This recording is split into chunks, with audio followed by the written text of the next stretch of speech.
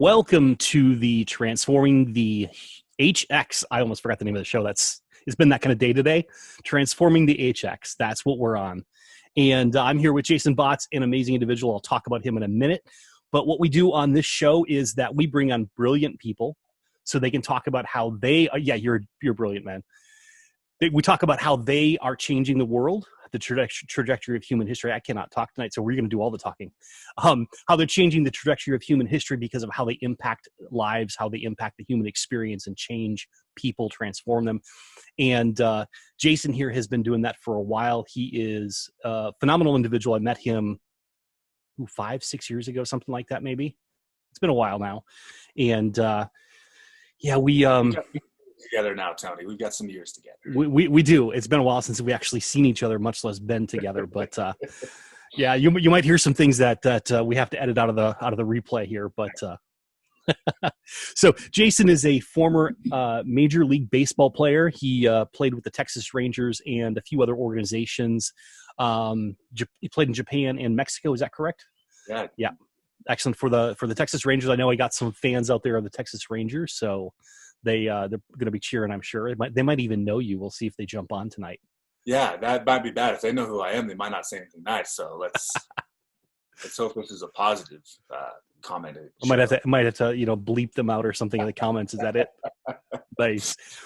No, but Jason, after retiring, was looking for something else, and I'll have him tell a little bit more of the story. But what he focuses on now and has been building for the last several years is really a practice where he helps youth athletes and young athletes who are up and coming really adopt that pro mindset. And we're going to talk about what the pro mindset is, why kids need to have that. We're going to go into a lot of topics. Now, I was, full disclosure, on his podcast about 2 years ago, and I don't know, that went sideways real fast, I think. So, I thought it was great. I thought it was a good show too, actually.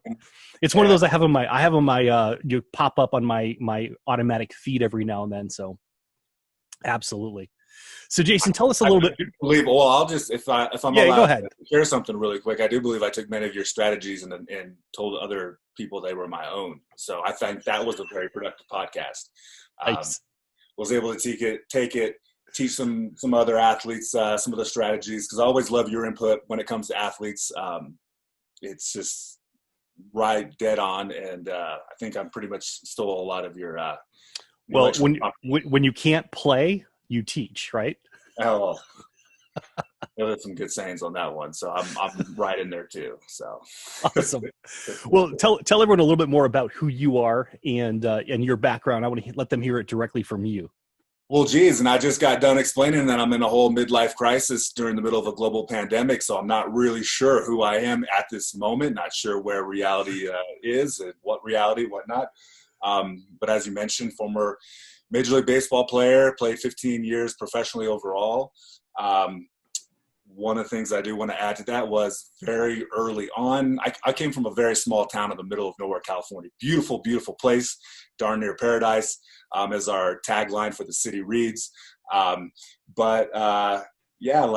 came from a very small place, and so I didn't think there was any chances of ever making it to the pros or major league someday. So for whatever reason, 15 years old, I have this flash that comes to me, and I was like, you know what, if I master the mental game, if I really dive into mindset and some of the stuff that I'm hearing about is so important, but I don't seem to be getting any guidance on, maybe I can maximize my physical potential, my athleticism, my ability to go out there and perform when everything's on the line, and maybe then I'll have a chance. And so mindset was something that 15 years old became kind of a passion and then obsession. And over the years, talking to more people and getting to know sports psychologists, things of that nature. And then our mutual friend, Mr. Dave Austin, Big Wave, met him about halfway through my professional career. And at that point, I've every organization has a sports site guy. Now they have many of them. Now they have their own peak performance coaches as well, too. It's really growing at the professional level. But it was the first time I'd ever talked to kind of an independent person. Now, one can only imagine when you're talking with a big organization like that you might be afraid to share some things that are actually going on because you never know who it's going to go to or whatnot. And that was some of my concerns at the time, and met Dave. He was working with a really great friend of mine, Cameron Lowe, great major league pitcher. And hit it off with Dave. And as soon as I got a few calls in with Dave, I was like, you know what, I want to do what you do someday. I don't know if I told him that at that point, but I knew it inside. I knew that the seed had been planted. And so whatever the rest of my career was, 7-8 years later, after going through that transition of no longer being a professional athlete and not feeling like anything special or important about me in that little dumps that goes for about 6 months to a year, I knew I wanted to be a performance coach, work on mindset, mentorship, and called Dave up and was like, hey, how do I do this? And Dave got me started and rather quickly dove into being a mental performance coach. And now I consider it more of a mentorship thing because it's so many young athletes. The company went from Jason Botts Peak State to now Like a Beast, teaching some of the same Be a Beast principles, as well as, making up quite a few on my own over these years. I'm always looking for common problems, situations that are going on the field and off of it, and trying to find a new teaching analogy, new teaching metaphor through an animal that will help, the young athletes remember and know what to do when the situation arises. So yeah, that's a little bit of who I'm pretty sure I am at this moment. I'm also a father and have a beautiful girlfriend who's basically, I would call her the angel mom to my boys, big, happy family, very tight. And happy man. Awesome.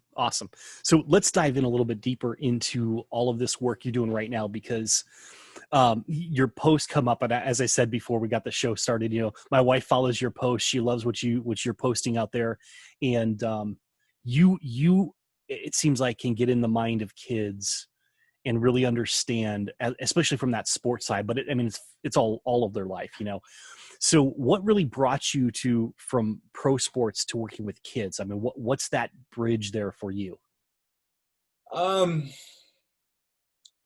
think one of the things that really stands out to me is I can think of being like a freshman in high school, even moments in middle school and after being older than 14 or 15. And I so clearly hear some of the things that coaches told me, and they shaped me. Some were very positive, some were very negative, some might have been neutral, but they stuck with me for a very, very long time. And the ability to, go through so much training and learn how to communicate things, and to have the lessons that actually they could learn at a very early age and really embedded. Kids, the younger they are, the more open they are, the more the ability to receive and retain things. Primarily I work with probably between 13, 18, some college kids as well too, but it's like anytime I get a chance to have a conversation with an 8-year-old, I get really excited. And, you got to speak in a completely different way, but they do not forget what you said. Nice. And their ability to go out there and apply it. It's almost like, I'm starting to develop different ideas on phases of mindset. When you learn what I call like mental skills, whether it's deep breathing, visualization, things that are actually skills that need to be practiced. And I'm more and more getting into like performance philosophy, that I think it's really good as athletes get older. They got to really kind of have a little bit of wisdom in their guidance and be able to change their own perspective of situations and be patient and compassionate with themselves. But I tell you what, it's almost like I wish that there was some type of program that, when kids were 5, 6, 7, 8 years old, before they even get heavy into actually going out there and learning their mechanics and their instruction, that they have some of this foundational mindset stuff. Because when you teach someone who's really young, how to properly breathe or visualize, like they don't forget it. Visualization, the younger they are, the more powerful, more effective it is anyways, just because they're running and operating so much on their subconscious mind anyway, that it's like, right. It's a straight download, right? Like we want to visualize a change or prepare for something. We got to do it over and over and over again for weeks or however long it takes, right? You do it in someone who's really young, and it's like, it's almost immediate sometimes. And I don't even remember what the question was, and I can just continue to keep talking if not. But some of those qualities I think I probably threw in there on why the appeal of working with the youngsters, 13 to 18, just going into it. And I think today more than ever as well too is, you talk about being in their mind. Being in their mind was only because of maybe so many the ability to connect and to ask a lot of questions to kids who don't really want to talk very much. There has been some training and some gifts maybe within that to get them to share more what's going on and what's really going on. But it's such a unique time. It's different than when I came up. I mean, social media is such a different beast, and it brings up so many more problems. I mean, when I was growing up, 14, 15, 16 years old in high school, I knew who the best players in my county were. Mm-hmm. There was one national publication, Baseball America, where maybe I could know who's the top 50 prospects in the country at every grade level in high school. But those people, they were just names and numbers, and they're spread out across the country. And I just knew who the best was in the county. And, I compared myself to the box scores, right? You look up in the county newspaper and it's like, so-and-so down in San Luis Obispo went 2 for 4. I went 1 for 3. Well, I didn't play as well as they did. But now you have Instagram and Twitter that most of the youngsters are on, and it's like they go 0 for 7 in 2 games, and they got to scroll through everyone else who hit home runs. Wow. And are posting it about it, right? And the whole mindset of like how that makes me feel. And it's like, those other kids that are hitting the home runs, like they're going 0 for themselves, but nobody posts their strikeouts. Nobody posts the games that they make a bunch of mistakes. And so it's like we have these times where naturally as athletes or in life, any of us, like we have bad performances. And now we got to go through social media just because it's such a natural thing. Maybe it's even an addiction, obsession, and we're scrolling through and we're having to compare ourselves to everybody else's best day. Right. And it's just a whole nother thing to throw in the mix. And so working with young athletes and helping them keep things in perspective and, learning from what's going on each day and how to keep the momentum going is, it's one of my biggest passions. I think there's a lot of parents that are probably going to be watching this either live or the replay and be like, dang, I need to be able to talk to my kids and work on their mindset. So we'll get to some tips later on, so for people, that's my cue for them to stay with us until the end. Very nicely done. I've got to put it out there so it's a plug that we keep going for a while here. All the best info is going to be in the last 10 minutes, but you can't skip to the last 10 minutes because it's going to go in steps. It's like you can't watch the last 30 seconds to a minute of the fireworks for the grand finale. It all has to build up. That's right. Otherwise, you don't get the crescendo the way properly should be. So this is awesome. So what are some of let's kind of go off script for a minute here. What are some of the favorite memories you've had so far doing this coaching? What are some of the standouts for you? Oh my goodness. That could have been a great question to send to me. And I don't ever like questions being sent to me, but you give myself a little bit.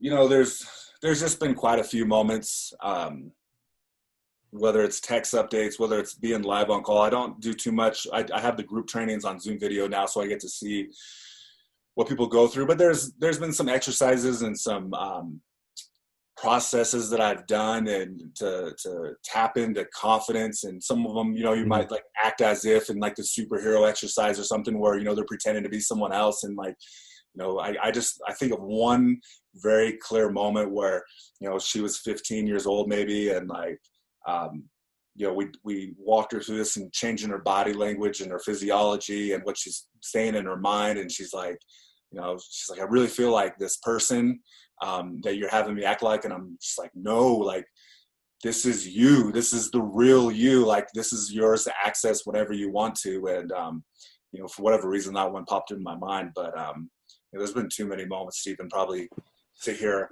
on the fly in the hot seat and come up with a well, let's tap into that for a minute. We're gonna get back on cue here, but I've got you in the hot seat now, so this is good. This is good. I can see you're over there like, oh man. Yeah, I'm getting a little uncomfortable here. I don't know what Jedi Master Tony's gonna throw at me next.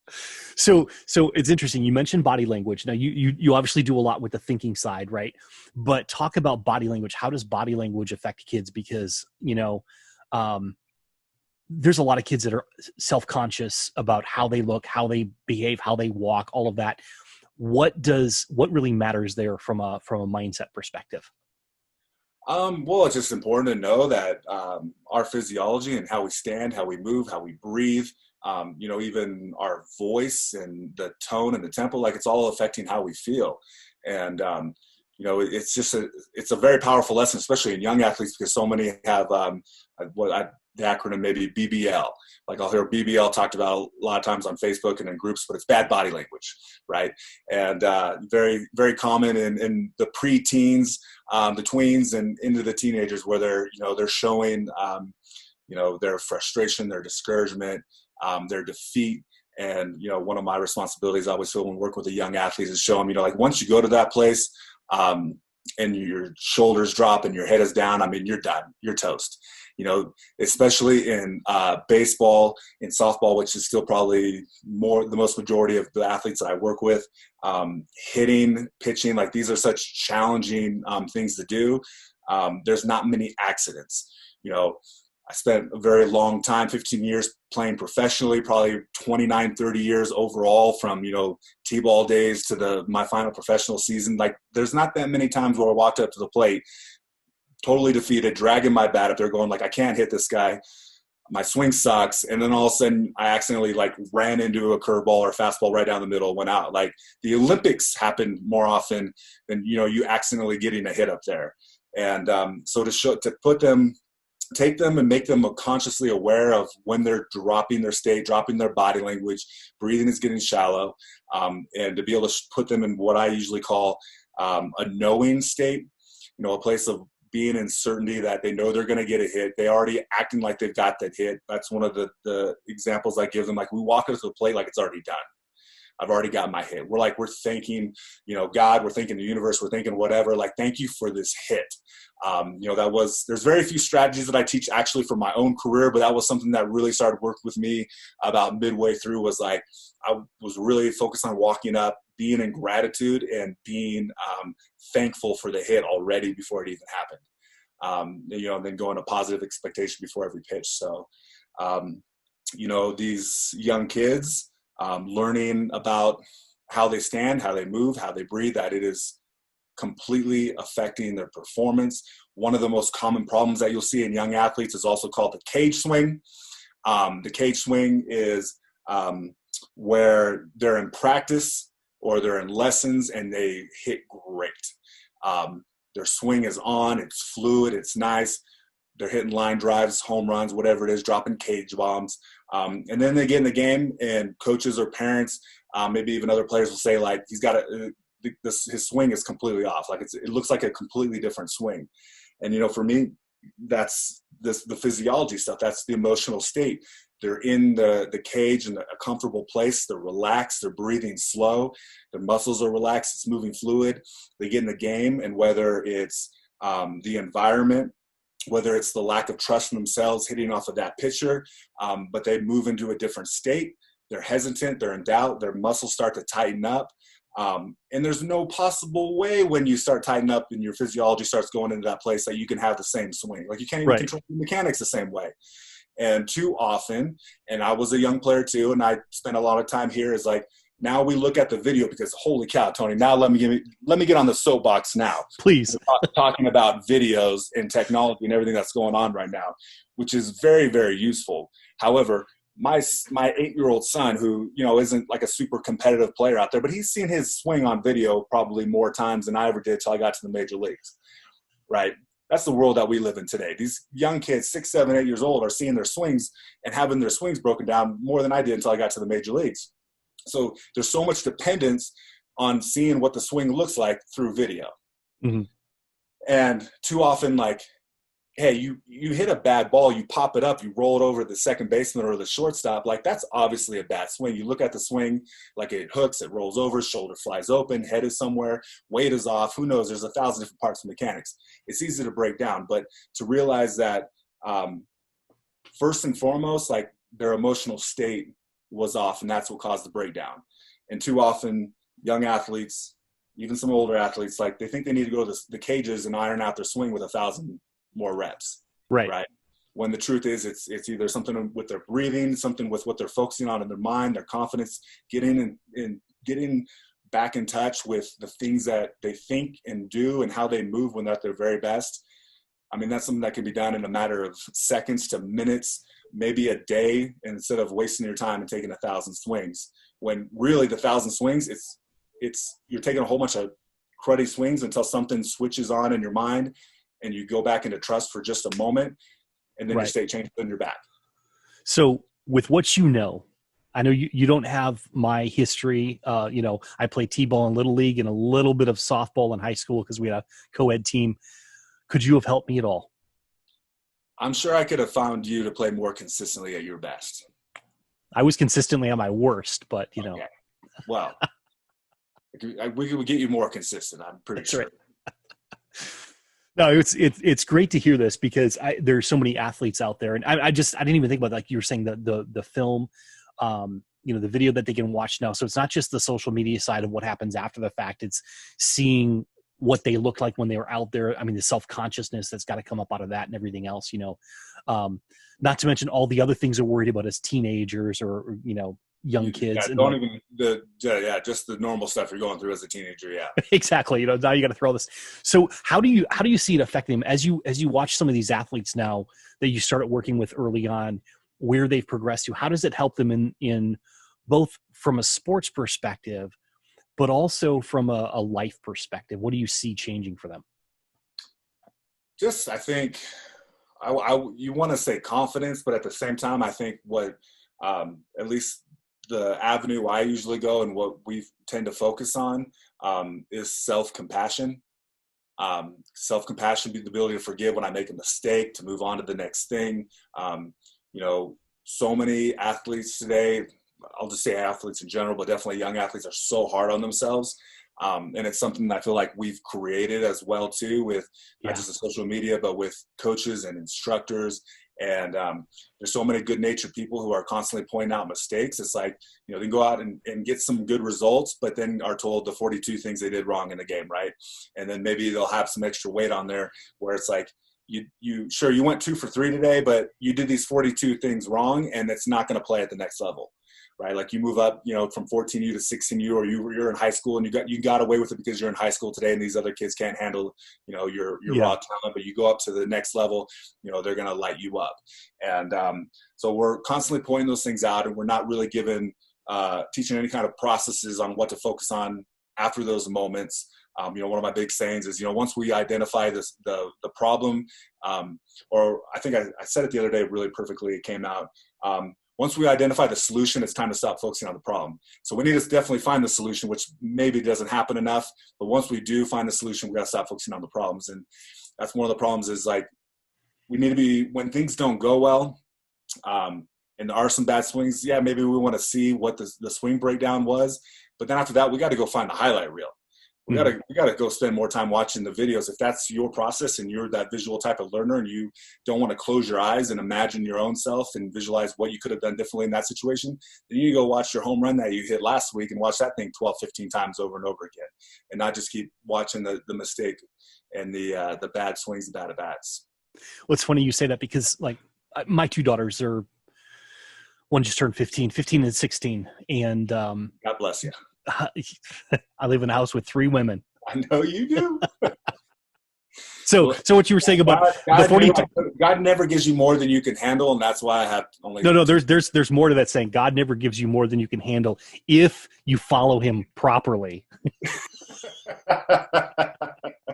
So I on a daily basis know the 42 things I did wrong. Okay. And I know those every day. I get those. No, my ladies are awesome. I love them. Yeah. So when my girls were in Irish step dance, they did it competitively from age 5 to, they retired a couple years ago. So 12, 13, something like that. And in that time frame, it was interesting to watch them because they both learned differently. Like, Katrina, as an example, she would be motivated by the teacher giving her feedback. Like, if the teacher gave her this, hey, it's not good enough, you can do better than this, that kind of almost some negative reinforcement type of feedback. And she could learn it. She could watch another dancer and she'd learn it. My other daughter, though, was much better with positive feedback, and I'm getting messages from my wife now. She's texting me. I'm in trouble already. She knows. She knows everything. She could be a 1,000 miles away and she still knows. But so my other daughter, she had to look in the mirror and learn the steps by watching in the mirror and reversing them in her head to be able to get the steps down. So it's fascinating that some kids can embody it themselves. Other kids have to actually visually see it, and then translate it into their own body. So it's intriguing to hear that. No, that's great. And that's, very similar, I think, to my own situation. And that's something to talk about when it comes specifically to parents. And, probably two parts. One is that, we all filter information differently. Some of us are dominant with, we are more motivated to move away from things. And some pointing out mistakes, sometimes that'll move, as long as you know what direction you're supposed to move towards. Right. It's very valuable. And then there's others that are, you don't even have to harp on, if you harp on the mistakes, you weigh them down even more. Right. And you immobilize them sometimes, you put them into paralysis. With those kids, and I got one like that where you got to almost like not even acknowledge the mistake fully. You point it out, but don't break it down too much. And you just keep painting the picture of where to go. And it's much more effective. But the other aspect of what I've learned, I've only really, from an athletic standpoint, began coaching and training my own sons within the last year. Lincoln is 10 and Lennox is 8. And, with baseball and with some other sports where, I've been a little bit more vocal with, kind of like, we're going to go to the courts and we're not just going to play around anymore. Like, let's focus on learning how to learn, and let's try to actually have a goal to get better.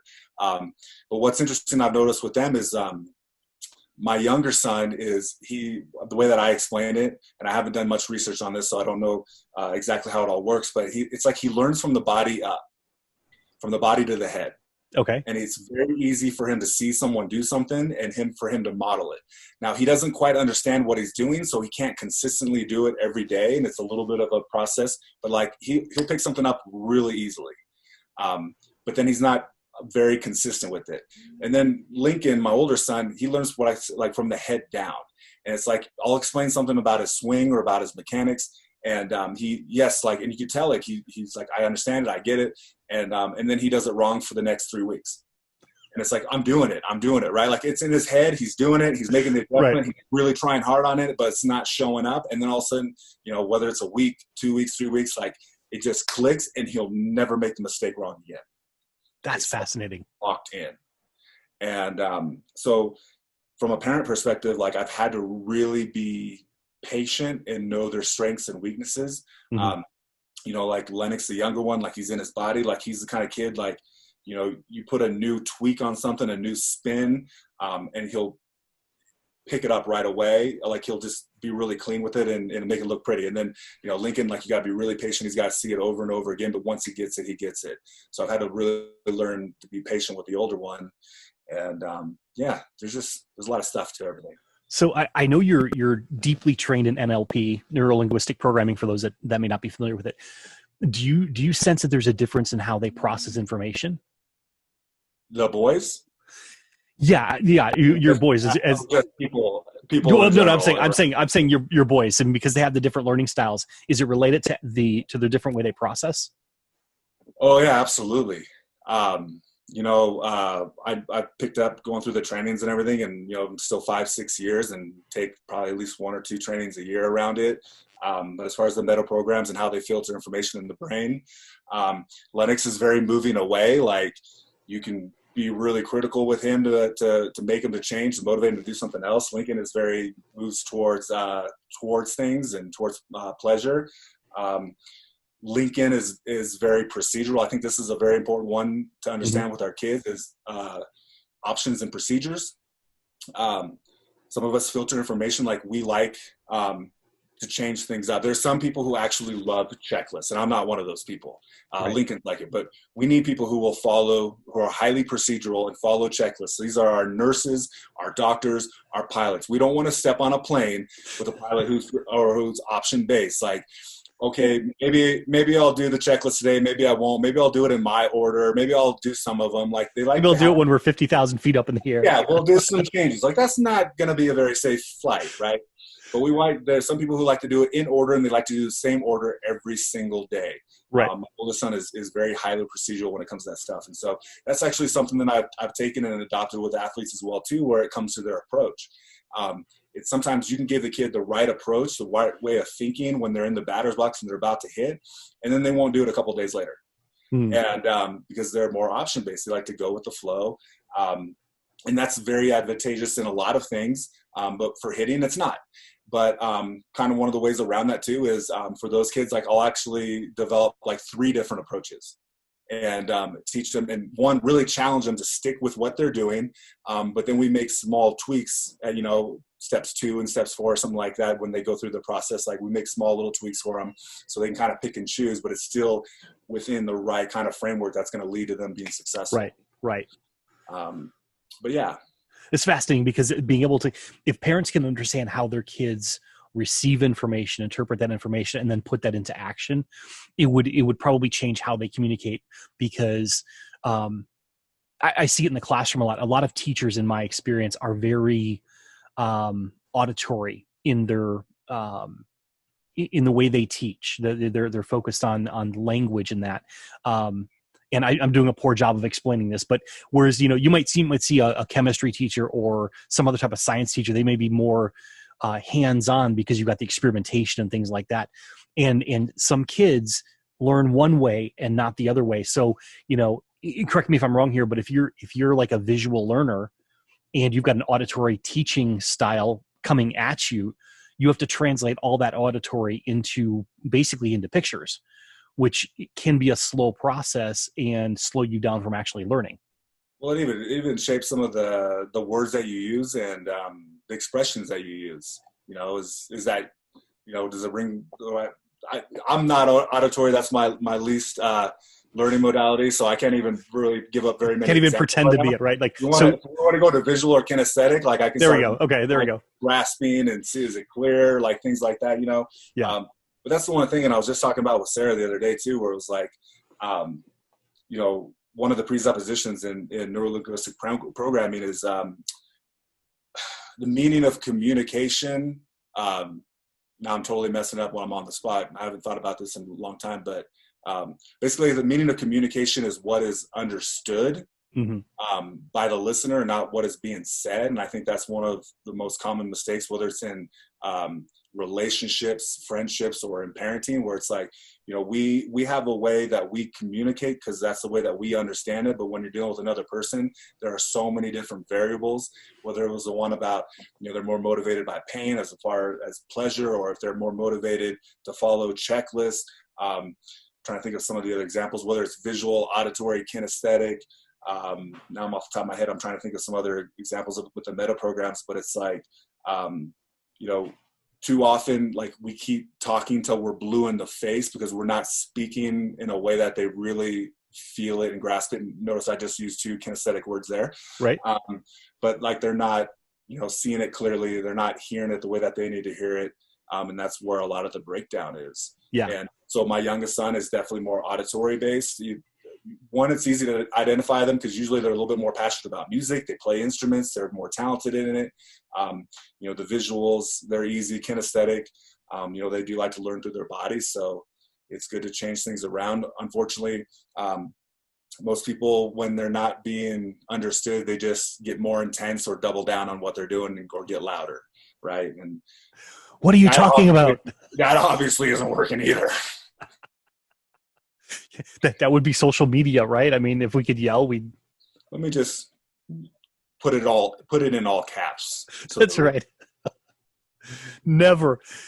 Well, David Norris just jumped on here and says hello to you and me, and communication. He says communication is getting through. I'm not sure what we're getting through. Maybe my thick skull, but that could be it. Well, it might not even be what we're intended to be, but it's being understood at some level. That's right. Absolutely. So let's switch gears a little bit here. What is we start talking, about 30 minutes ago, and I haven't even asked you what the pro mindset is yet. That was the whole emphasis of the title and the show. And where are we there?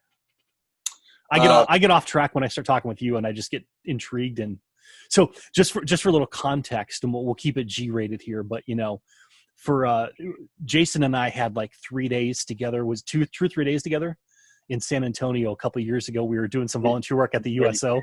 Together, buddy. 3 days, neither of us will ever forget. That's right. I still wake up very, very, very traumatically.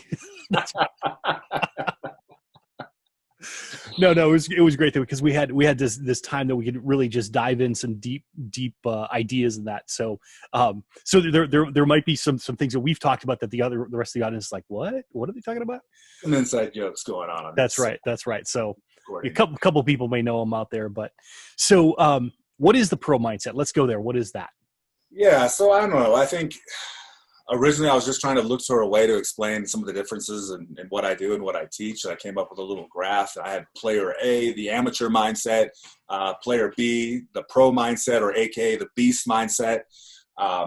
And, you know, for me, an amateur mindset was just someone who, you know, basically, to put it simply, they're influenced by the environment. You know, whatever they think and they feel and the actions that they take are being dictated by the environment. And that environment, you know, it's not just for athletes, but use the examples of athletes, but, you know, they show up to the field and it's cold, or it's too early, or the field is wet, or the field is just a horrible field and it's bad conditions, and that's affecting how they feel about themselves and about the day, and it affects the results and their performance. You know, it could be coaches as well too. You know, but for me, the player B, the pro mindset, the beast mindset was all about being in charge of your own thoughts, feelings, and actions. And that regardless of, you know, what the situation was, what the circumstances, we might not be successful. It might not be in the cards that day, but we're going to be in charge of what we're thinking, feeling, and what we're doing every single day. And I think for me, that was the biggest thing around a pro mindset, was just being in charge of your own self. Got it. And for kids, that makes a lot of sense, because they grow up really from the outside in. I mean, when they're born, I'm hungry, I'm cold, I need something, you know. Exactly. So, you know, they're getting everything from outside, but then making that switch really from that external locus of control to the internal locus of control to say, this is what I'm in charge of. I can do this. Yeah. And I was actually talking last night with, or yesterday when I was on a podcast, we talked about the three elements of emotion, which are valence, does it feel positive or negative or pleasant or unpleasant?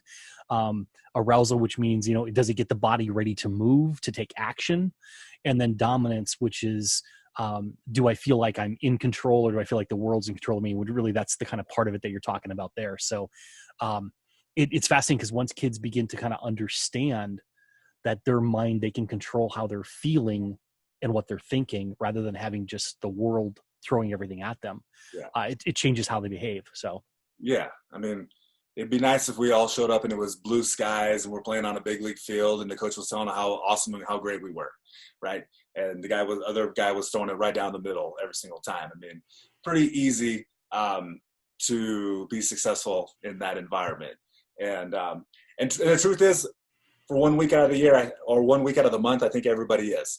Everything I really have, one of the things I've been talking more and more with the group calls too, and the group trainings, is kind of the biorhythms of how our bodies work. It's like we have high energy for 1 week out of every year, or out of every month. I keep seeing it every year. And then we have like low energy state for 1 week out of every month. And then there's this 2 weeks where we're just kind of like, okay. Mm-hmm. And it's one of my biggest beliefs is it's what you do in those 2 weeks that really matters. Yeah. That really it's the difference between being okay, an average season, and having a great season or an MVP type season. Like for 1 week out of every month, everyone's going to be on fire. Everyone's going to be getting a bunch of hits. I played with some horrible hitters who had some of the greatest weeks I've ever seen in my life. Like you're going to have great weeks where everything's working and it's blue skies and everyone's telling you how awesome and you're feeling awesome about yourself. There's going to be 1 week where we just can't seem to figure everything out. And, but it's those 2 weeks, like how many days where everything's up against us, and it would be very easy to go 0 for 3 in the game, but how do we find a way to get just one hit, or move one runner over, or get an RBI ground out, drive in a runner without even getting a hit? It's how many of those little things that we can do in that 2 week span that, it's my belief, is where seasons are made, years are made, careers are made. That's fascinating. So if we look at that, how does that affect kids in the rest of their lives then? Like say in school, and, because if they go from have these natural rhythms and they have a good week and then they have a couple not so good weeks in a row, what's that like? Well, I think the biggest key of it, and that's why, the whole mindset company, it's actually, everything's splitting right now. So I'm trying not to give too much away here. I'm about to launch a new company, and it's going to have a lot of the same stuff. Welcome to the land of parallel entrepreneurship. I know. Welcome to, like what I mentioned, the midlife crisis and the global pandemic, all in the same little span that I'm going through here. Yeah. But it's funny. So this new company, like I want to talk about courage and confidence and the ability, the courage, facing your fears externally, and just as importantly, facing your fears internally, right? The whole company is really going to be, the message is going to be about courage and stepping into that mindset and looking for it. Mm-hmm.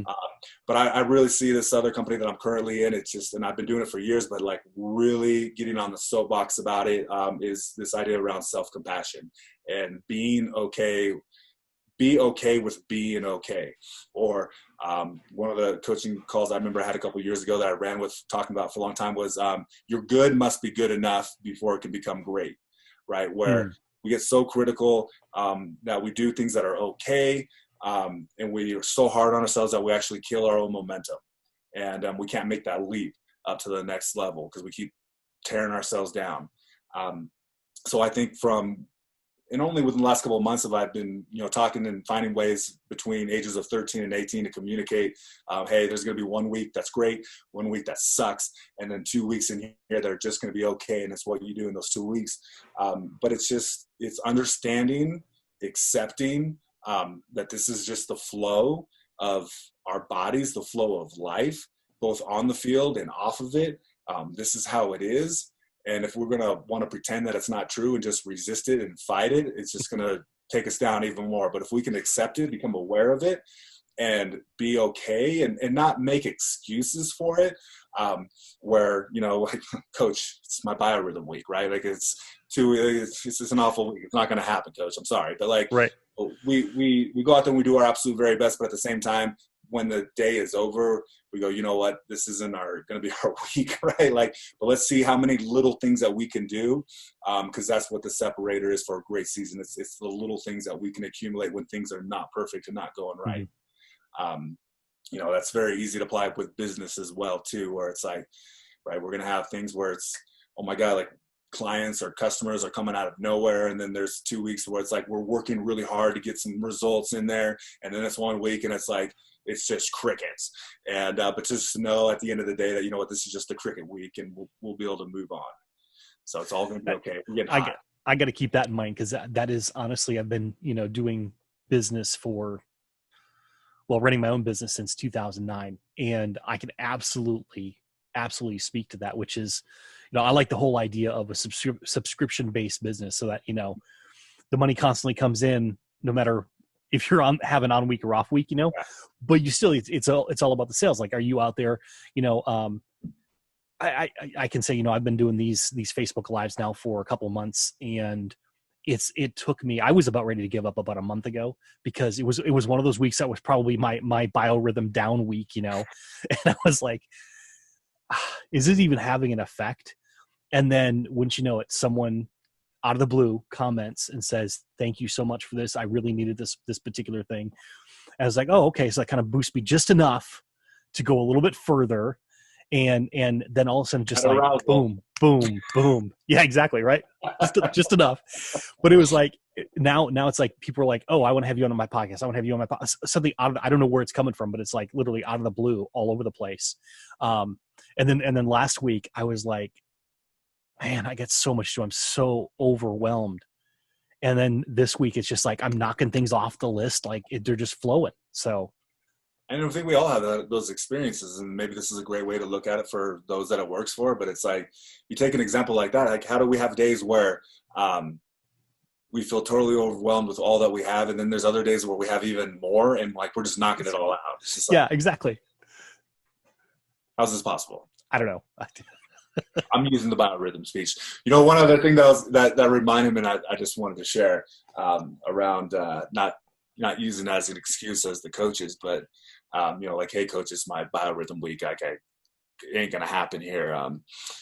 But I think, and I made a video clip and I posted it the other day where I said one of the greatest skills for any great athlete or great performer was the ability to lie to themselves. basically. And, they're taking 0 for 3 and to find some type of decent positives where you feel really good about the day. Yeah. But I told them the story. This was from my actual career. And I actually used this philosophy for like four seasons, the last 4 seasons of my career, where anytime I made an out, I would come into the dugout and I'd find someone close to me, a good friend, and I'd tell them it wasn't my fault that I got out. And I'd come up with like the most absurd reasons why it wasn't my fault. And, like the sun was in my eyes, or like, why did that guy throw me a fastball right down the middle in that count, right? Like I was thinking he was going to throw me a 2-2 slider, nasty one on the black. And if he threw a really good pitch, I would have gotten a hit. If he would have thrown the pitch he should have thrown and it was nasty, I would have gotten a hit. But he screwed up and he threw a fastball right down the middle, and I was totally unprepared for it. That's not my fault, right? So I'd have all these great stories and excuses, and it was just a way for me to let go of what had happened. And just, I never went up to any coaches and said like, hey, it's not my fault. But it was one of my strategies that I just randomly remembered the other day, and I started talking about it. It's not my fault. In fact, I don't think I know any of them now other than Spanish, but I ended up learning how to say it in Spanish, Japanese, ASL. I learned how to sign it. I don't remember it anymore, but I did have a teammate who was hearing impaired. He taught me how to say it's not my fault in sign language. But it just became my motto, to come up with some kind of just absurd excuse and to giggle about it and then move on. Well, that humor just kind of lightens up and lets it, like you said, you'll just let it go, and you just in the body, the physiology thing, right? Like it comes out of my body, all that anger or frustration, the tension, everything that happens sometimes when, or even, sometimes you go through sadness, but usually you got to really release when you're pissed off or upset about it. And, you're carrying that, and you don't want to take that into the next on defense or take it into the next play or whatever it is, and just be able to giggle about it, keep it light, lightens the load, and you're free. Absolutely. So with that kind of thing in mind here, as you look at where kids are today, how are your clients? Like, what are they doing now? They're on again, off again. Are we having sports or not? Kind of where are they at in their heads, first of all, and how's it showing up for them? They're exactly where us parents are. I was hoping for better, but okay. Unfortunately, may or may not be in more or less stress. I don't know. I think it's case by case. It's been interesting because since everything started, I think this came up in a conversation the other day, and so I actually did the math. But I mean, I've been over this period. It's been 15 different states. I think I've worked with athletes, whether some one-on-one calls or in the group mostly. Mm-hmm. So I've got an interesting perspective of many different regions and what's going on. And I mean, I've got some kids who they didn't play for 9 months, like just because one season ended and then everything got extended by so far, they didn't even step on a field for 9 months. There's been athletes who were in the middle of senior years, and it's shut down. And then, they're not even walking for graduation. There's been athletes where even in the last few weeks, right, where it's like they're heavy in the recruiting process in college and they're going to a big showcase, and then there's an email that says, this weekend's tournament's not going to happen, right? We're going back a phase, we're shutting everything down, and then some of them have been even what I consider to be even more stressful or even harder, where it's like seniors in high school, and now their Division I program is cutting their sport from athletics for budget reasons, right? And so now they have a scholarship to go to one university, and now they're a senior in high school, and for the most part, seniors, like, you're not really recruited, like it all takes place before that, and they've got nowhere to play right now. There's no openings. Mm-hmm. And so we're in serious RESPA mode, being like, dude, we got a year, right? Like, we just need to focus on, like, what, I know you want it to happen right here, right now. Everybody's full, but you need to keep emailing, like, handpick the couple schools that you really want to go to, and just stay up with them. They've already told you that they don't have any openings, but just say, like, hey, keep emailing them once a month, going like, hey, I'm just going to keep checking in on you guys. I really love your program. I love what you guys are about. Love your energy, all the things that you really do appreciate about them.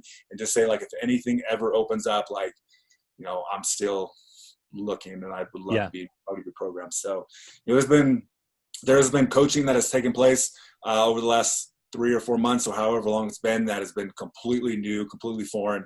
I got to admit, even the first week, the ones that, were part of long-term programs and memberships, mm-hmm. basically having to get on the call just to make things up. Like how are we going to use this time to our advantage? Like this is uncharted territory. Like, and it was great. It ended up, the first couple of weeks were, even from my perspective, trying to help them, were a little stressful and like disconnected, because I'm used to talking about games and practices and things that are coming up and what's going on. And now there's nothing. We're not even leaving the house. And, it was a great opportunity for me to grow, because it was like, I had to sit down and go like, what can we do? And there was a stretch of 6 or 7 of the weekly calls, on my Sunday night calls, the group calls, that it was like, they were as good as they'd ever been up to that point, because I had to forge new ground, and it was really, really cool. And the kids got a ton out of it, and they really got a chance to look at, how can I use this time to my advantage? How can it be the greatest thing that ever happened to me? And they took that mindset, and they were able to make a lot of progress. And, things are now starting to translate, now that things are starting to pick up a little bit, but then there's still all kinds of uncertainty.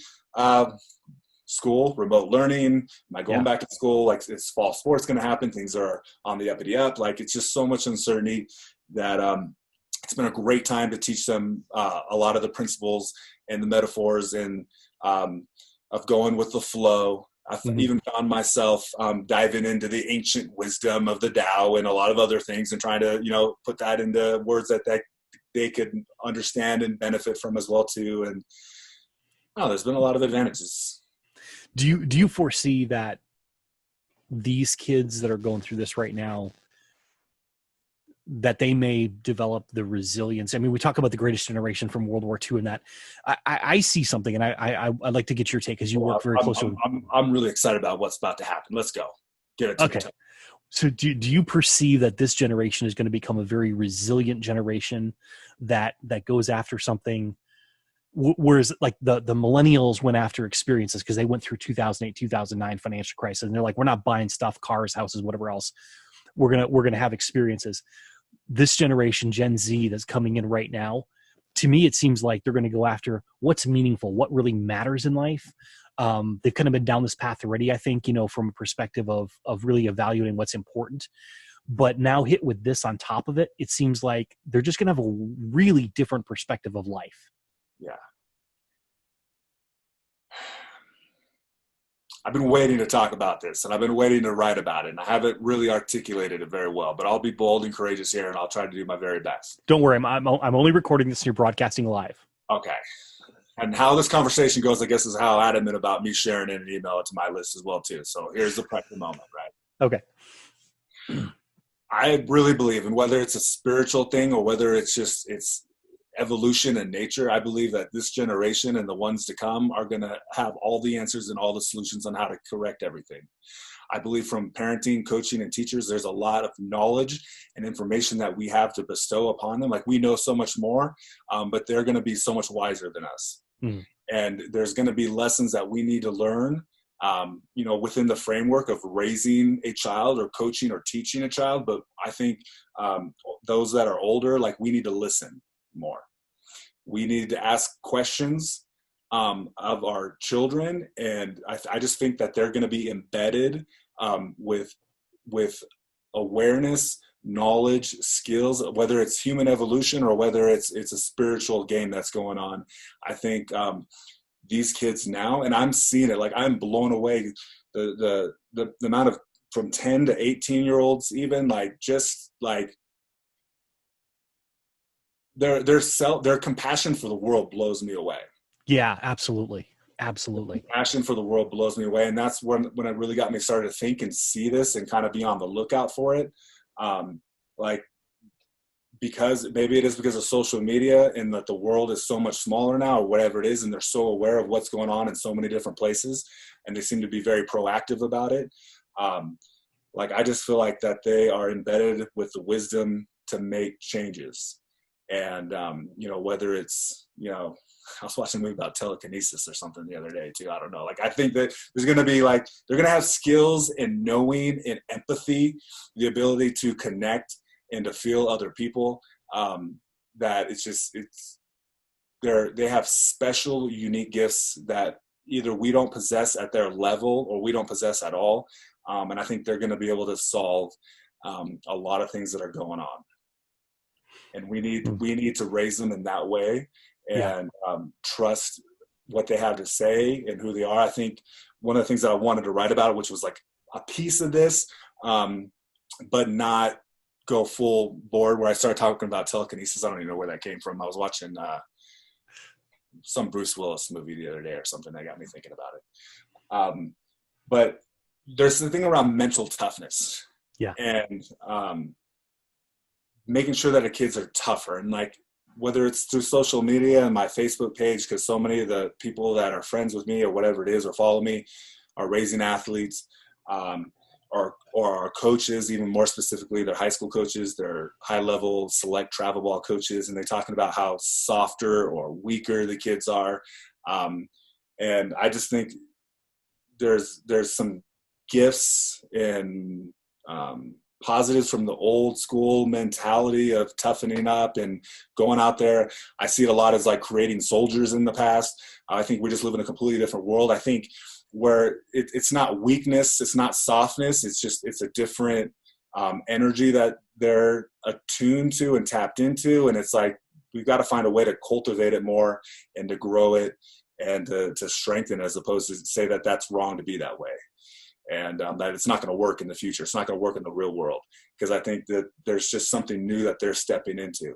So I don't have all the answers or all the explanation on how to articulate it very well, but there's something with these kids today that they just have the answers. It's really interesting to hear you say it, because, I look back in the customer experience work I do, and I see 2007, the first iPhone, first real smartphone came out, right? And then we got hit with 2008, 2009 financial crisis and recession, and the whole world goes backward there. And so at that point, we reevaluated and said, okay, let's do things differently. And the generation, millennials, as they were coming through that, but half of them were in the workforce at that point. The other half came in up until 2016. And they have a different philosophy. They're like, we're not accumulating stuff. And I attribute this back to their gaming, the way they grew up on games. You're probably at the board. Did you grow up with board games or more video game type stuff? Probably a little bit of both. I mean, I was the beginning. You're kind of the transition there. Yeah. Yeah. I mean, I had some hardcore gaming years there, but I was in my 20s, which that might be a whole other topic.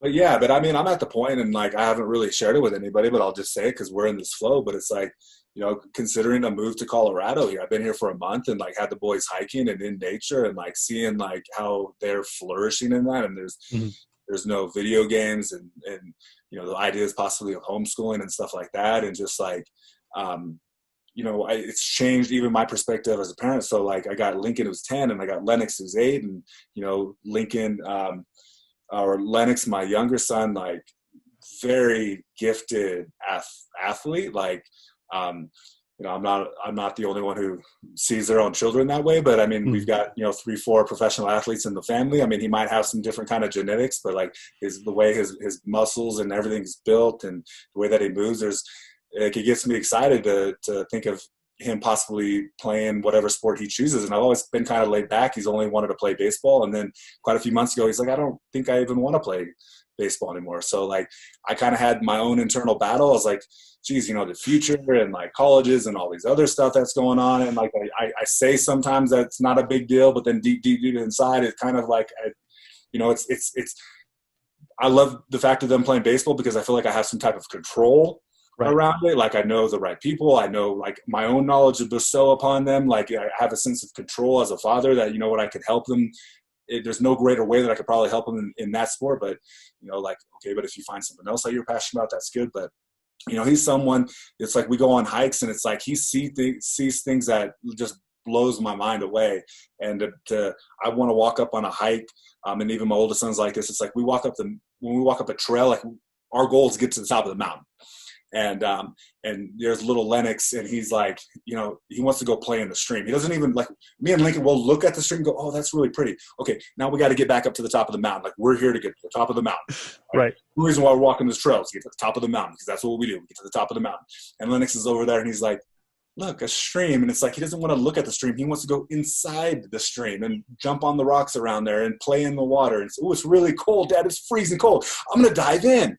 Right. And like, just a different perception and perspective and experience of life. And now I'm learning these last, 3-4 weeks that we've been here of like, maybe there's some brilliance to being in a stream. Mm-hmm. Now I'm heading into the stream, and it's like we still try to get to the top of the mountain, but if we're just going jumping rock to rock or living in the stream or doing some fishing or whatever it is, like, I don't know, but like he'll say things all the time that just blows my mind away. And it's like, I feel like raising him, and even my older son Lincoln too, it's like, as much as I'm trying to provide them and raise them and instruct them, and for both, anything that comes in talking about business or school, academics, life, sports, whatever it is, I feel like I take as many notes, listen to what they have to say. Yeah, I'm in the same boat. So we've been, my younger daughter goes to school on the other side of town, so it's about a 30-minute drive, which I was like, oh man. But it's been wonderful because it's, when we actually used to drive across town, we'll be back there in August, but yeah. It was like I had about 2 hours, and half that time, half hour there, half hour back, half hour there at the end of the day, half hour back. And half that time's with her. And, she's just asking questions, talking about stuff. And that it's just interesting to hear the brilliance I have. My other daughter, she goes to school online. So she's at home. I work from home a lot. So I get to, kind of check in throughout the day with her. And we have amazing conversations. It's like, yeah. Where'd you learn that from? That, just like things that I'm like, and even just, you look at their school books. I mean, I just start with this, like they come to me and say, Dad, we're learning about DNA, and can you help me? I'm like, I graduated in 93 from high school. They didn't have the letters DNA in my textbook, I'm pretty sure. It's like, we actually had to cut the frogs apart. I didn't take that class because I don't want to do that. But, in zoology, they actually cut the frogs apart. Now here you can like see it online and you have the little virtual reality things going on or whatever else, it's like, really? Okay. But these, what I see in these kids is something just absolutely amazing because they're processing information in a different way than we were. I suspect their brains are wired differently than ours were. And then when you give them the tools, like you give your kids, like I give my kids with the mindset and a lot of it isn't even what, at least in my experience, what I've seen is a lot of what they've picked up is not because of what I teach them. It's because of what they see me do, what they hear from me as I'm talking to my clients and things like that. So I find that fascinating, but, with my kids, since COVID hit, we have to get out of the house every now and then, right? So we get in a little car. It's a little Nissan Versa. I may or may not have been in an accident in January and totaled the car. So, but we get the little Versa and we just drive. And for whatever reason, early on, I called it the mobile quarantine. And so I'll just break out in song, was it the Beatles song, The Yellow Submarine? And I just switch out the words in his mobile quarantine. But I mean, we go out probably 4 or 5 times a week, and we go for 30 minutes, 40 minutes, an hour, just driving around there. And they're like, Dad, let's go find a place where there's trees. I live in Nashville, in the edge of the city. I'm still kind of in the city, You got to drive a little ways to get to trees like that, trees like they want. Let's go up in the hills, Dad. So we have those drives. We go through this stuff, and they see stuff that like, I'm like, oh, let's pull over. I gotta see what you're looking at, because they see the world differently. And it's refreshing.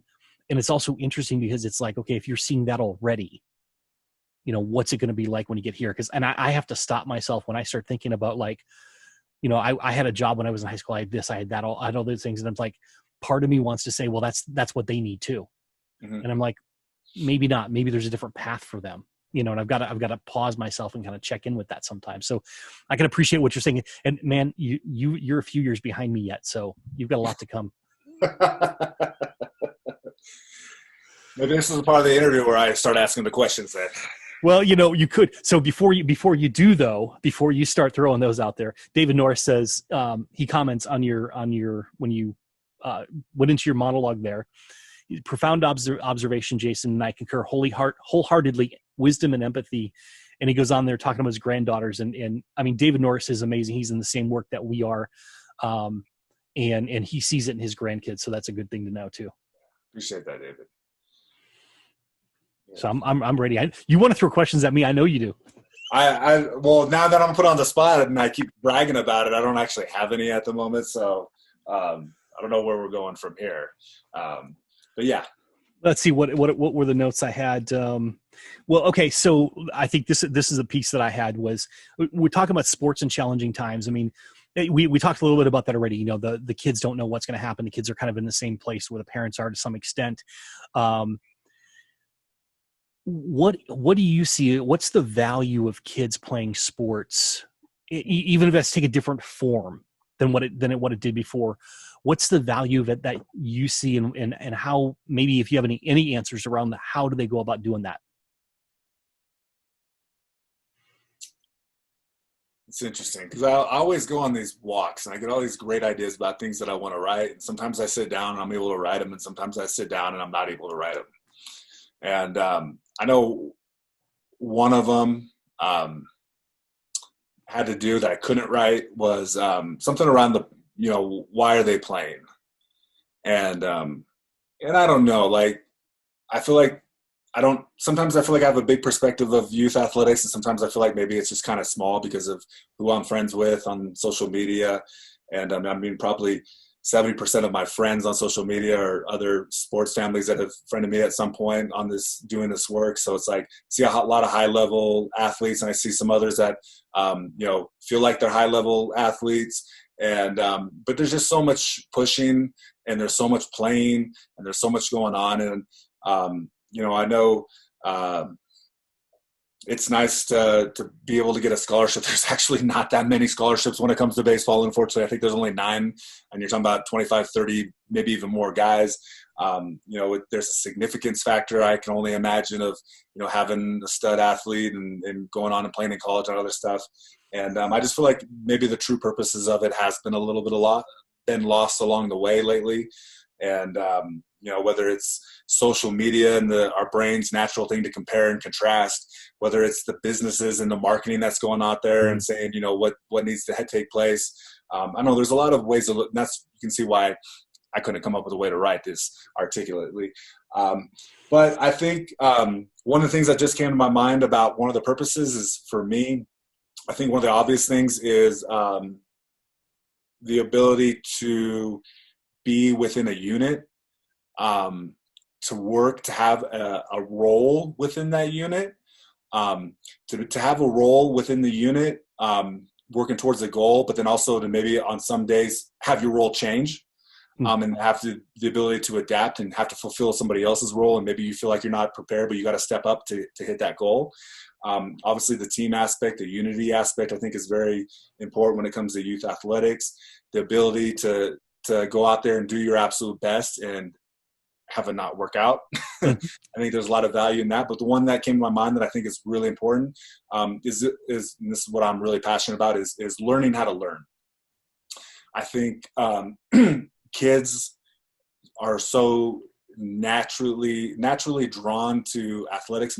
A lot of them are. They enjoy watching sports on TV. They enjoy going to athletic contests. They have heroes. They have people that they look up to, models.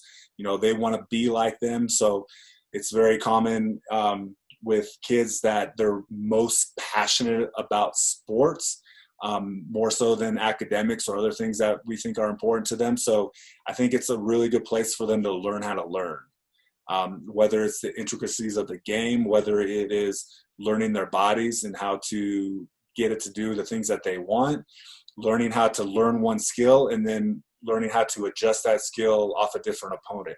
Right. But I think learning how to learn is such a valuable tool. I think that has been probably one of the keys to post-baseball success, because I was so passionate about learning how to learn throughout my career that I was able to learn new things, learn new skills at such a faster rate, and make adjustments and deal with the bad weeks and the perseverance, to know that, I spent 15 years professionally and many, many more years as an amateur player were like sucking and then being good, and then sucking and then being good, and sucking and being good. That when I came into the transition of, creating my own companies, or being a parent, even being in relationships where it's like, it ain't going to be perfect. Like you get up, do your best, be okay with how it goes. And then you get up and you do it again, and maybe tomorrow will be better. If not, we go back to the drawing board. But I think it's just the ability to make adjustments and to learn and to be part of a bigger whole.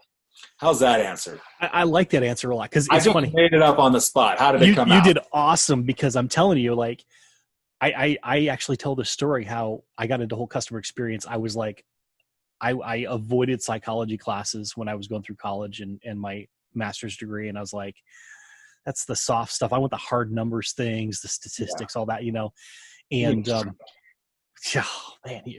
And then I'm sitting there, and my VP in a meeting I was ignoring says, Tony's now in charge of customer satisfaction. And I had no idea what I was doing. And honestly, the one thing I knew is that I knew I could learn. I knew how to learn. And that's what saved me. That's after that, starting my companies and everything else.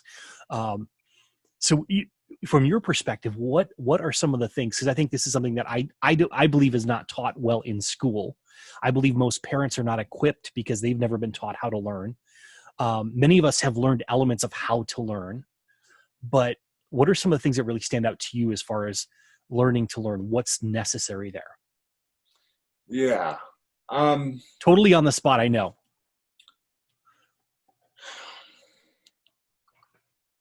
Talk a lot about compassion already. And so put that in there. Yeah, let's put compassion, because I think with that comes vulnerability. Vulnerability is huge. The ability to ask for help, right, and seek out and ask questions. I think that's still one of the things that, even though like I've gotten good working with younger kids and athletes on how to take one thing that they say and know what maybe just so many patterns over the years, know perhaps what really is going on and how to address that and how to share a story about someone else so they receive it at a deeper level, and a lot of things around that. But, there's so few that still ask questions. But the ones that really have taken off with working with them and mentoring them, like the ones that ask the most questions make the most improvements, like no doubt about it. There's some belief stuff. I think, the growth mindset book, I was really happy to actually see, that was my son's was in 4th grade this last year. And that was like, they had printed out assignment sheets around the growth mindset.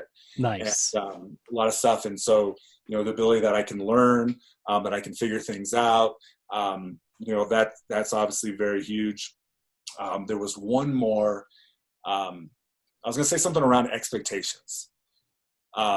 The Banduras curve, the ability that like we always our rate of improvement in anything, is this, roller coaster ride, but our expectations always continue to go higher and higher.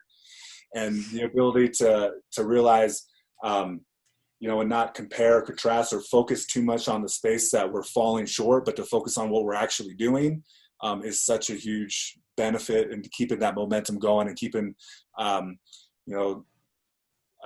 I don't know if it's valence or dominance, but I know it's definitely arousal. Keep the arousal high where we're continuing to put in effort. Right. Exactly. Into learning or studying or practicing or whatever it is. But yeah, I think I'm always teaching the athletes, be mindful of we want to set outcomes. We want to set goals. And even I kind of start changing more outcomes on, how they breathe, how present they are, play to play, how much fun they go out and make. I don't like the saying, how much fun did you have? Like, I want them to go out there and try to make fun. Like, let's be in control of our fun levels, right? So those are the goals that I give now for games. I know naturally they're going to have goals of getting 2 hits, like what's a good game, something like that. Let's get 2 hits. But we can set, getting a couple hits, hitting a couple balls hard, whatever, things that are maybe more in our control. But there was one aspect, like, I'm a big believer instead of teaching expectations, to teach standards. And the standards of going out there and what effort, what we're going to put in, things that we can control. And I think too often we get caught up when we're trying to learn new things of like thinking where we should be, how other people are doing it, how I am today compared to yesterday. It's like the whole, I think part of the Banduras curve is the beginner's luck, right? Where, the more that we learn a skill, the more we realize we're doing wrong. It's like, if you've never been on a driving range and you go hit a bucket of golf balls and you only hit 2 great, all you think about when you're walking away is those 2 great ones that you hit. Right. And then the next time you go out there, now your expectations, I hit 2 great out of a bucket of balls. So now if I go out there and I only hit 1, now I'm pissed off because I didn't hit 2, right? Like we set the expectations of where we at, and we expect to always progress each time we out and learning and improving. It's not that way. So have you, well, I don't want to trip your flow. I'll come back to it. Go ahead. No, I think I'd already tripped it up myself, and I thought you just saved me. Okay. So with expectation, it's interesting. Have we ever talked about the prospect theory? I don't think so. Okay. So prospect theory, the psychologist / economist, Daniel Kahneman, and his partner was Amos Tversky, who Amos passed away, but they created this concept called prospect theory. And essentially they talk about it from a money perspective, but I'm going to apply it to baseball here once I go through the money example. So what they say was, let's say you're walking down the street and there's $100 bill laying on the ground, right?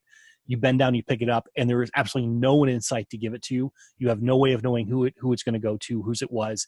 And so no matter what you do, it ends up, it's your $100 bill, right? So what do you naturally start doing? You're like, well, I got an extra $100 in my pocket that I didn't have before, right? Suddenly you're feeling pretty good. You're like, oh, what am I going to do with this? Maybe I'll go out to eat, take my honey, something, whatever else, right? There you go, right? Now, I do this actually at conferences when I used to speak. I've tried to do it virtually. It's not as good virtually, but, so I tell people, and now imagine you're that person. You pick up the $100 bill. What are you going to do with it? I get them thinking about it, right? Now I say, okay, I'm going to take that $100 bill away from you. And I'll walk up to someone. I'll pretend I'm taking a $100 bill away from them. It's like, now what do you feel? Across the audience, they get angry with me. They start getting frustrated. They're like, what? And what I point out to them is in prospect theory, what they've learned is that if you get a relative gain, you feel, let's say, +1. But if you get a negative of equivalent value, so let's say a -1, right? It actually feels like twice as bad. So when you start thinking about, like, from a baseball perspective, right? You expect to get a hit, maybe a base hit, right? Well, you get a double. You're like, whoa, that's awesome. You strike out. You're like, what the? And that's kind of prospect theory and, applied to baseball. Well, I'm going to steal it and start using it as my own. Absolutely. Take it. Someone else will sue you because I don't know the rights to it. So, but I think it's important for us to realize that we have expectations, and if we underperform those expectations, we're going to feel much worse than if we exceeded those expectations, that we're going to feel better.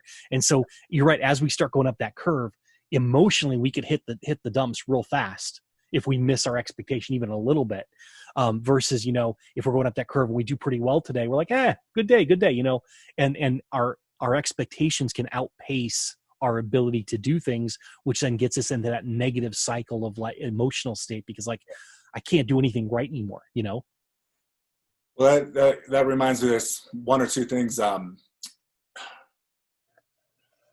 One is one of the things, especially with the older kids, if they're 15, 16, 17 years old, is to really get them clear and defined on what a good game is, what a great game is, what's an outstanding, like whatever words that resonate with them, have them pick their own words. Because usually they'll just overgeneralize everything into fine, okay, good, right? And one of the things I noticed many years ago was having a softball player, and she had this tournament, and I heard from the parents that it went fantastic, and I got her on the call, and she said, I was like, so how did the weekend go? She's like, it was okay.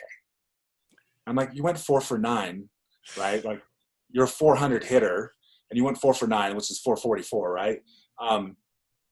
So we did what we normally do. Like, why isn't that great, right? Like, why is it okay? Because what I found was, and then when I asked her, like, how many hits did it take for you to be just pumped up, ecstatic, really happy with yourself? And she was like, 7.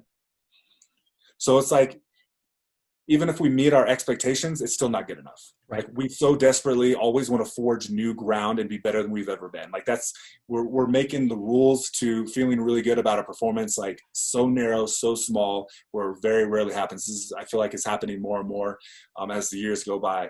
And so to be okay with being okay, I'm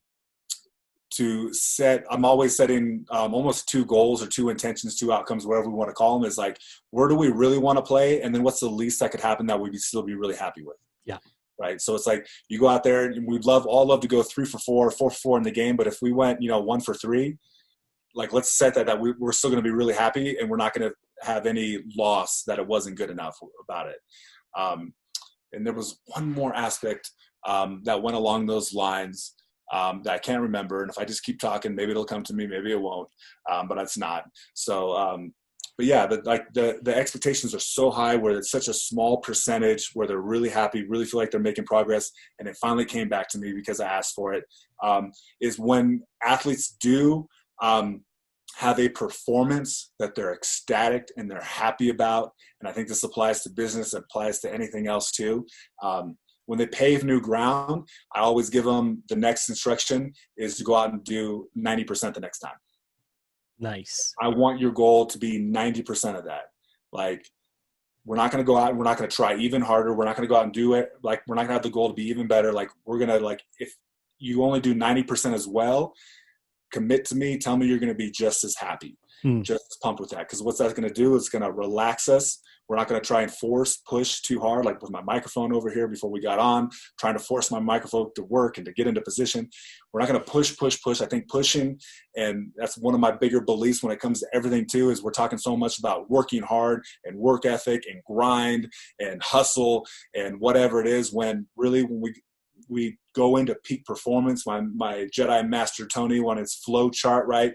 That stuff is all effortless. It's easy. Yeah. It just naturally happens. Like, we need to go into our relaxed, flowing approach and allowing things to happen. I think the 3 most important words that I teach to these kids that I'm working with now is I'm trying to embed in their minds is release, let go, and allow. And really having them adopt that approach to their performance as much as they can, because I feel like if you go in with the expectation or the goal, whatever we want to call it, 90% is good. It's going to actually probably put us in a relaxed state that we'll still continue to climb, and we might even do better than we did that last one. But at the same time, if we just hit it or we hit it a little below, we're still happy and our momentum is still moving forward, as opposed to losing that -1, like you said, -1, 10%. We're 10% less and we're flipping out about it. Mm-hmm. When it was probably just the best you've ever played 2 weeks ago, but now it's 90%. So now we're frustrated and upset. Right. So I think we just closed the loop on the prospect theory. I got it. This is perfect. This is great. Exactly. Well, and it's interesting because the difference between, and we've got a ton of comments coming in. So you're going to have to go back and read these. I can't even get through them, but David Norris is like deeply engaged and throwing stuff up here and praising you for all your brilliance. And, Zach Penprace jumped on here and Pierre jumped on here as well. They're going to go back and watch the replay, of course. So David made a comment about how the gap between expectations and results is called disappointment. If your results are below your expectations. And I think you flip that around, if you look at what people expect and that higher level, that's hope. That's what they hope for. And we see it all the time in customer experience. Like, people get what they expect. They give you a 3 out of 5 on a survey. I got what I paid for. I got what I expected. This is what you promised me. Yeah. But if you give them something what they hope for or even greater, then they're like, oh my God, this was the most amazing experience ever. Admiration, awe, gratitude show up, So I think it's really fascinating to think of it that way. And then see, now I've had the thought that I was going to slipped out of my head. So, but I think there's so much value in being able to understand this and being able to have people kind of ratchet down their expectations for the next round, especially after they just performed really well, because it does kind of take that edge off that force. Because to get into flow state, you cannot be self-conscious. You cannot be thinking about yourself, your body. You got to let all that go so you can just get into it. Outstanding. That disappointment. That's, I've tried with the visual learners and I've tried with the graphs over time too, and scribbled on stuff and put it up on the cameras or the videos or whatever, sent it through text messages. But yeah, that's kind of the graph that I had made was, here's the line of expectations. It's always going up and our performance is always kind of here and sometimes hitting that line, sometimes not.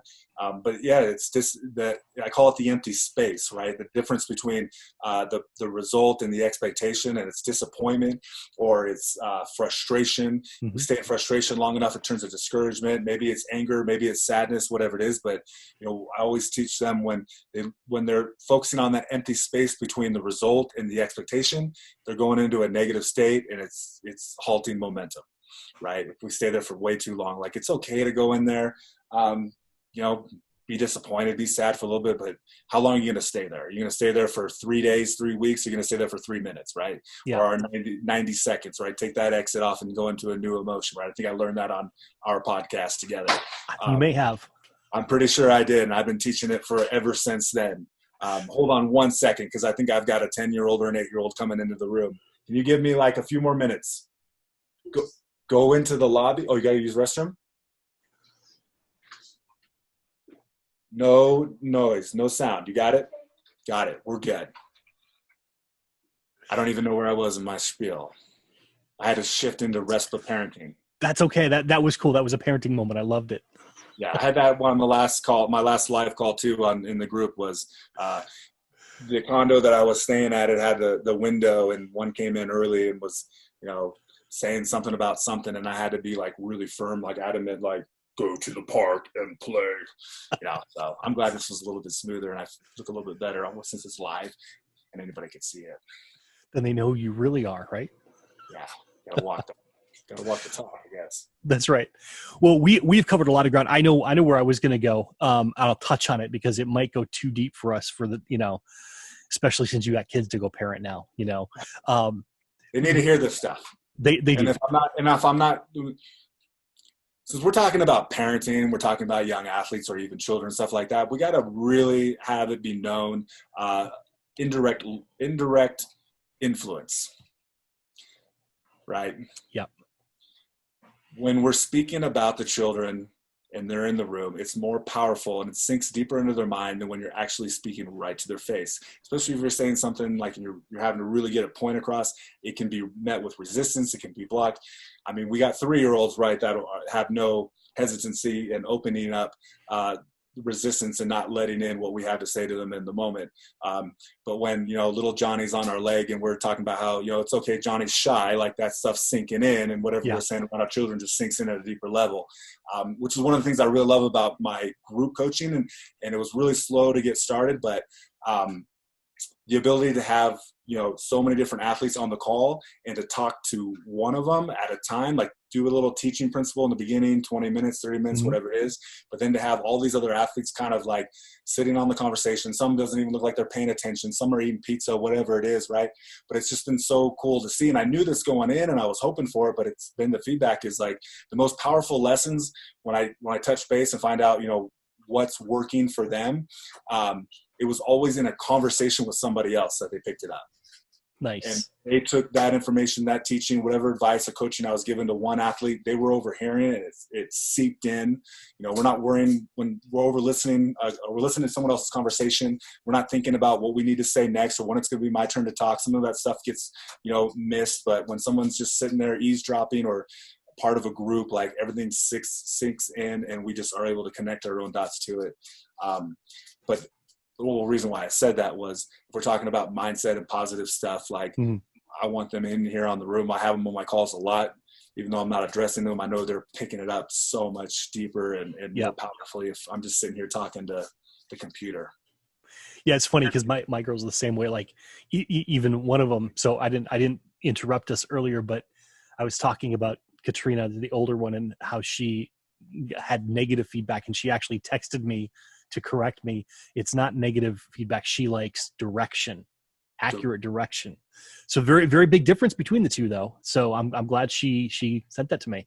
Well, that's huge. And that was probably going through some of my early on trainings was things that I saw and I was learning about coaching and learning about NLP. And then I was seeing at the time, the boys, they were only 2 and 4, maybe when I very first started. So I'm going through the 1.5 year training. They're 3 and 5, and they're 4 and 6.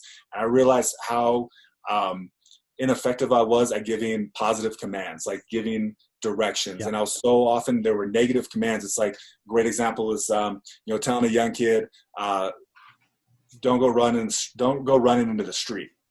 Right. And I see it all the time with coaches. Coaches do it all the time. Teachers do it. Athletics, like, it drives me crazy when I go into parent-teacher conferences sometimes because, like, there's so many negative commands. One, obviously, like, the negative command isn't being understood by the brain, and so they're seeing an image of them running in the street, so they go run in the street as opposed to, stay on this side of the sidewalk.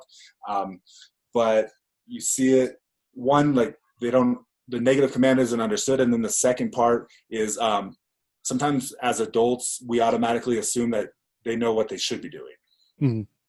Right? Like, we tell them, don't do that. It's like telling, a young athlete, don't swing at the curveball in the dirt. That there's a whole negative command concept to it as well too. But then, we're not telling them, like, see the ball up. Like, we're like, okay, don't swing at the curveball in the dirt, but, like, then what do I do?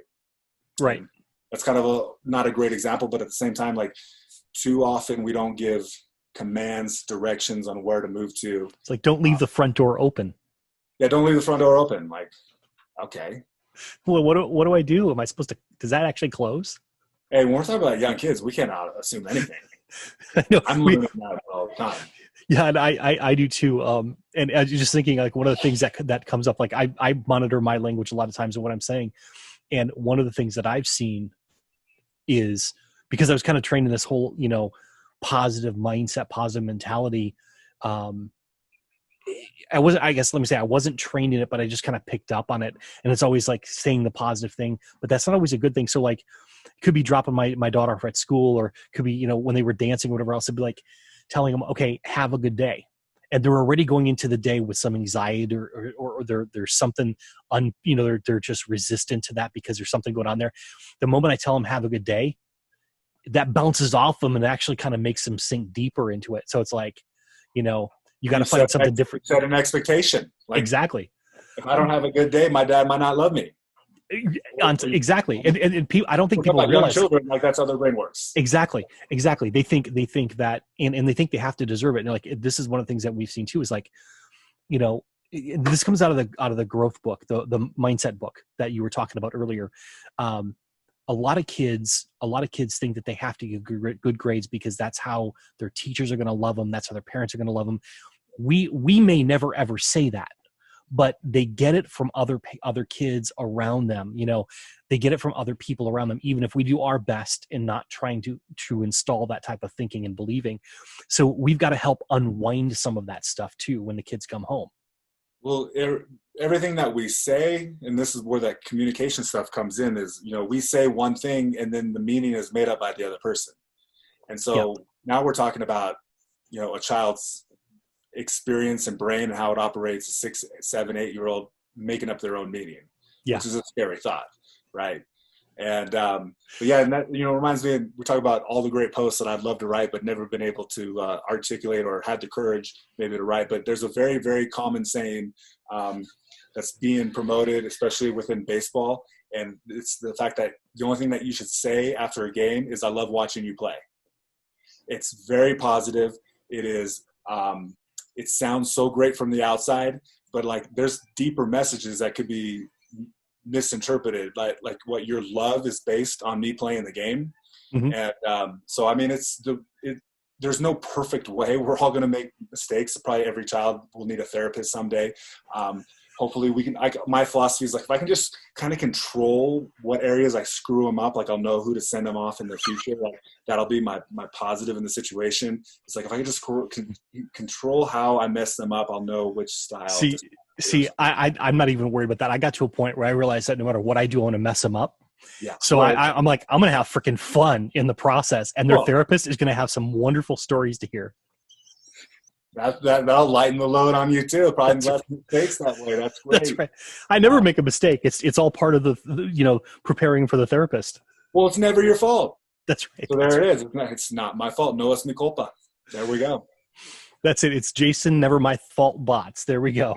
It's not my fault bots. That's right. That's right. I thought I was very clear. I said, come in here. Okay. We're going to stay quiet, right? Stay quiet got interpreted as, like, we're not going to talk, but we're going to go sit and watch Netflix in the corner of the hotel room.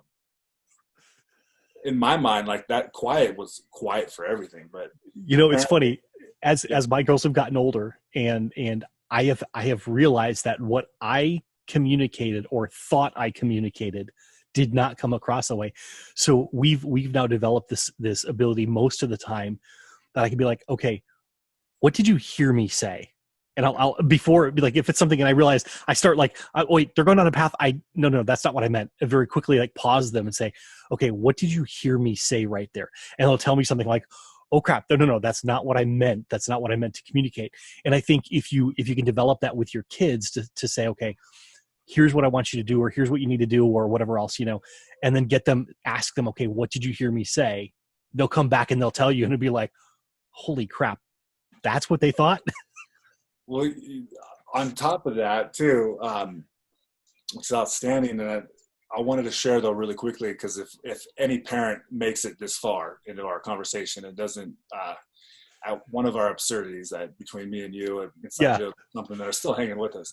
One of the things that we've been doing with the boys since everything was shut down, and this actually comes from Sarah, who my girlfriend, and who I basically consider way more than a girlfriend. She's this family. The four of us, we're tight. We're our own unit. I consider her to be a parent to them. And but she's a great, unbelievable coach, energetic healer. Like, she feels like she knows what someone's thinking or doing. It's I can't even begin to explain. But her idea was to start giving them assignments. So even when they were doing their online school, especially when they weren't doing school, she was giving them questions every day for emotional purposes. So they're 10 and 8, so it's easy to get them on board with doing it, like very mild threats. But anyway, there's a lot of questions around like what makes you angry, what makes you sad, stuff like that. But then they start getting specific, like what makes you, what do you get angry about dad about? Or what does dad do that makes you really sad? And, so they would have to go and they'd write that, and they'd spend an hour writing out, 7, 8 questions around a lot of emotional stuff, a lot of stuff specific around me, around their mother, around Sarah. And then they'd have to read it to us. And you want to talk about like getting like sometimes punched in the gut sometimes in the missed meanings when you're trying to do something, and how it's making them angry, sad, or resentful, whatever it is, like the different emotions that they were going through. But like, great process, because I saw a lot of healing, a lot of growth, and a lot of understanding from what I'm doing as a parent and how it's affecting them and what they're hearing from me. But yeah, I thought that would be very useful to share, since we've gone so much in about parenting on this call too.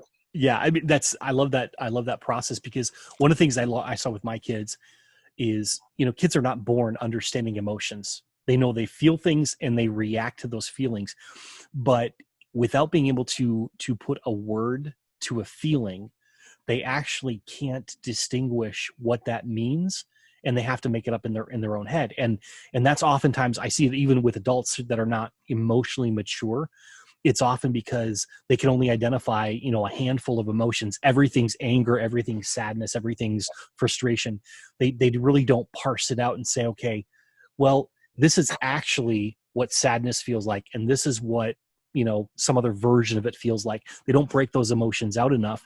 And so one of the practices that I've gone through with my kids, and it took a while for them to get there. They were, 6, 7, 8 years old. They probably weren't mature enough to do this, but I kept asking them. And finally I got to the point where now they can usually respond to me pretty well. And it's when they're feeling something and they try to identify it. I'm like, okay, if you think that's sadness, where are you feeling it in your body?